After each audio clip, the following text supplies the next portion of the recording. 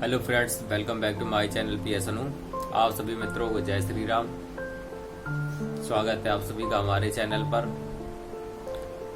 जैसा कि आप सभी लोग जानते हैं कि मैं एक पॉलिटिशियन हूँ और मैं राजनीति से रिलेटिव यानी हमारे भारतीय संविधान से रिलेटिव वीडियोस को मैं अपने यूट्यूब चैनल पर डेली अपलोड करता हूँ, ताकि आप सभी लोगों को तक मैं जो संविधान की एक सही और सटीक जानकारी मैं आप लोगों को दे सकूं और किसी भी प्रकार का कोई भी भारतीय नागरिक अपने संविधान की जानकारी से वंचित ना रह सके। हमारा ये निरंतर प्रयास है। आप सभी लोग अपने जिस राष्ट्र में रह रहे हैं, जिस राष्ट्र में रह रहे हैं, हम जिस राष्ट्र के नागरिक हैं, हमको उसके संविधान की, उसकी शासन व्यवस्था से लेकर प्रशासन व्यवस्था और सारी प्रशासनिक कार्यों की जानकारी पूर्ण रूप से होनी चाहिए। हमारा ये निरंतर प्रयास भी है।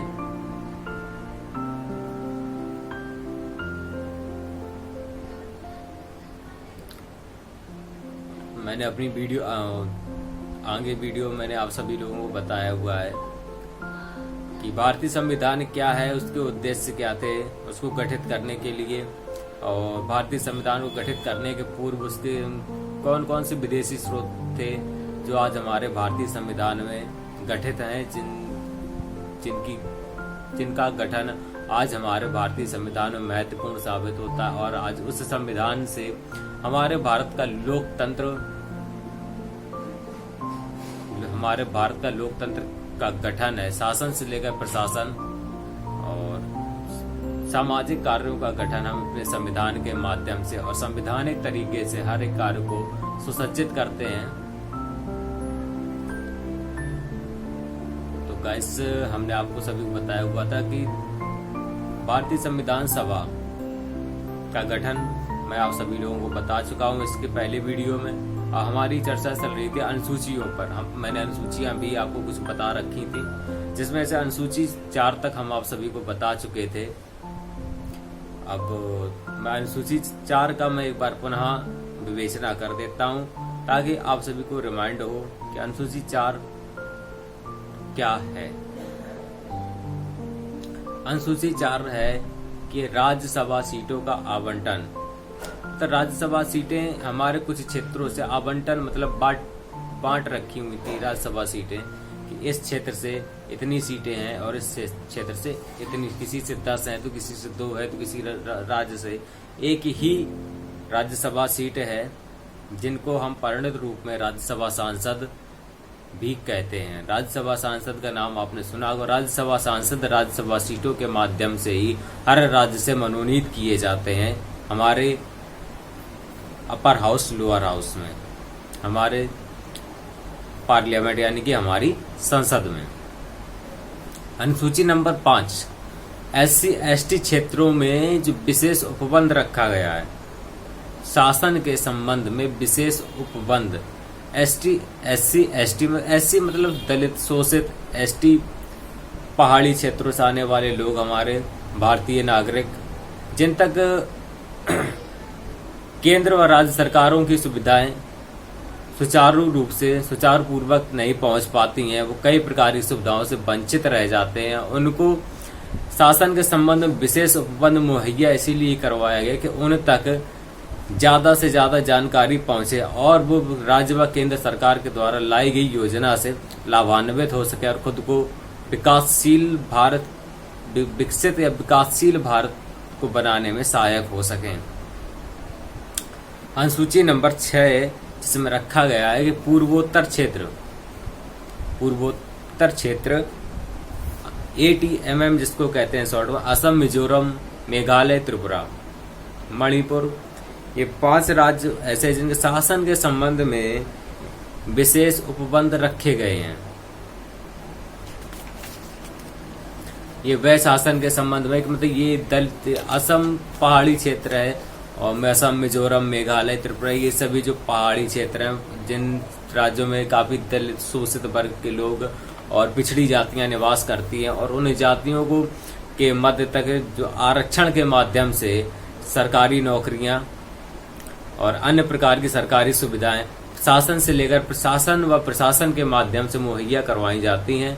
इसीलिए इन क्षेत्रों के लिए विशेष उपबंध इस क्षेत्रों के लिए विशेष उपबंध रखने का कारण ये था कि ये क्षेत्र अत्यधिक जो पिछड़े वर्ग की श्रेणी में आते थे और इन क्षेत्रों को पिछड़े वर्ग की श्रेणी से हटाकर विकासशील की श्रेणी में लाया जा सके। निरंतर यह राज्य व केंद्र सरकार निरंतर यही प्रयास कर रही है कि इन क्षेत्रों में जो शासन के संबंध विशेष उपबंध यानी विशेष प्रकार की जो सुविधाएं उपलब्ध कराई जा सके ताकि यहाँ के नागरिक खुद को विकासशील की श्रेणी में लाने में सहायक हो सके।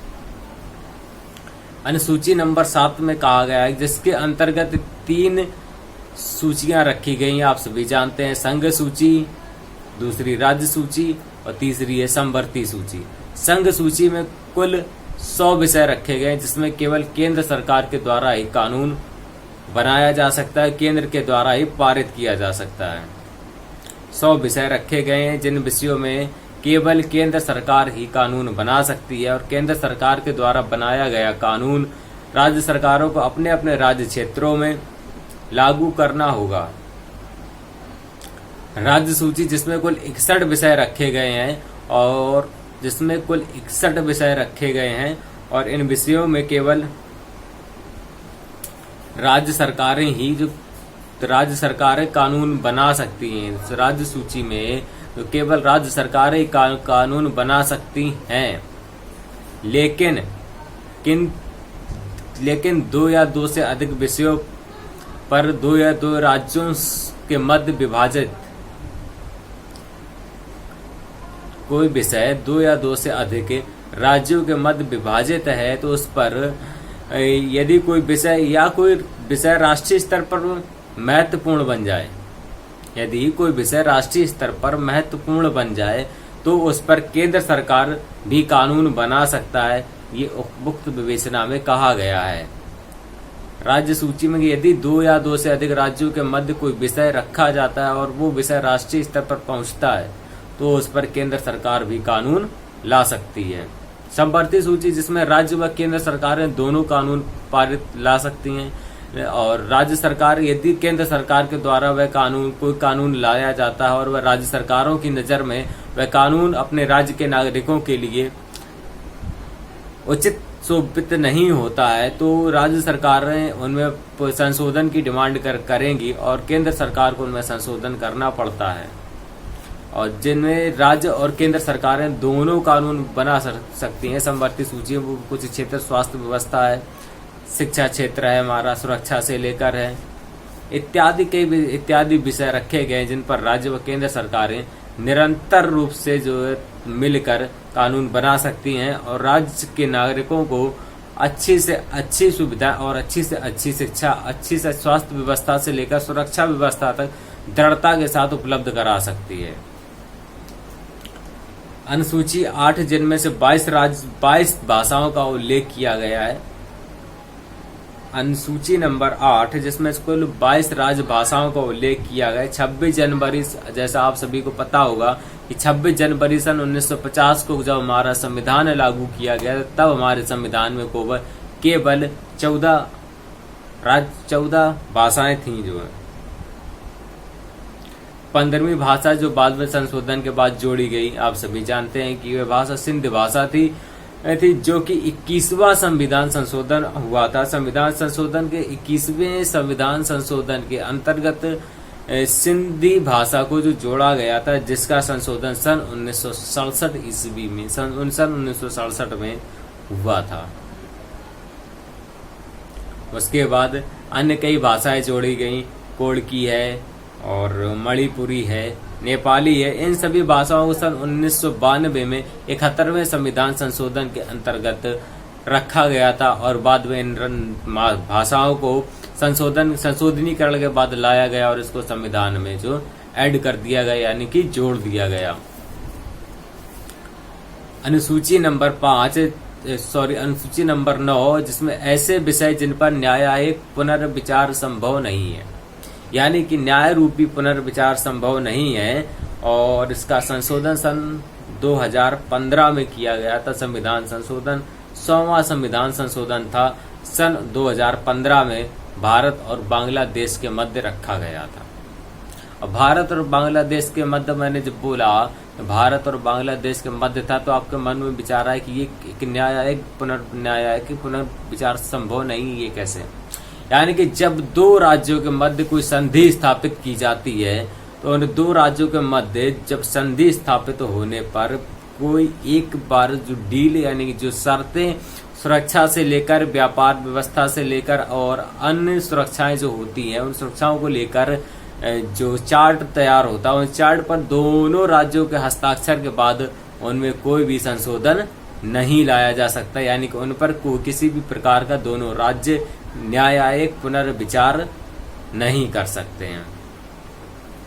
अनुसूची नंबर 10 जिसमें दल बदल कानून रखा गया है, और दल बदल कानून का मतलब है कि यदि कोई व्यक्ति एक दल से दूसरे दल में जाता है, अनुसूची नंबर 10 के तहत वह दल यानी कि अपनी पार्टी को चेंज कर सकता है, जिसका संविधान में 52वें संविधान संशोधन के अंतर्गत सन 1985 में इसको जोड़ा गया था। अनुसूची 10 को दल बदल कानून को आप याद रखिएगा कि दल बदल कानून व्यवस्था जब लाई गई तो 53वें संविधान संशोधन के अंतर्गत लाई गई थी, जिसको सन 1985 में जोड़ा गया था।